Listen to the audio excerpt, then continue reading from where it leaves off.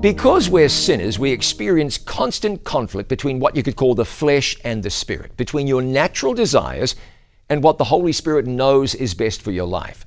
So how do you find the right balance between the flesh and the spirit? The truth is, there isn't a balance. There's no right amount of selfishness that can go along with the leading of the Holy Spirit.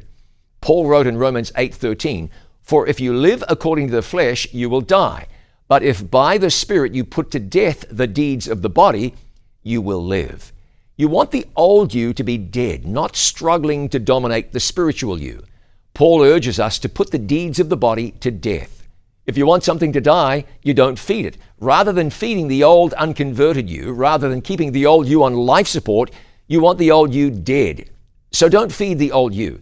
If certain websites fuel lust, you don't dabble with them. You stay away from them. You refuse to feed that old you. If there are things that stir up anger or jealousy or pride or covetousness, you stop feeding on those things and instead allow the Holy Spirit to put the deeds of the flesh to death. You can't expect to have one foot in the world and one foot in heaven and experience any sort of success spiritually. You can't expect to live a new life if you keep feeding the old life. If you continue to fuel your earthly nature, you're going to go around in circles spiritually instead of making real spiritual progress. Don't feed the old you. Surrender to Jesus. Feed yourself spiritually and starve your old self. When you surrender your life to Jesus, Jesus comes into your heart and starts to work in your life both to will and to do for His good pleasure.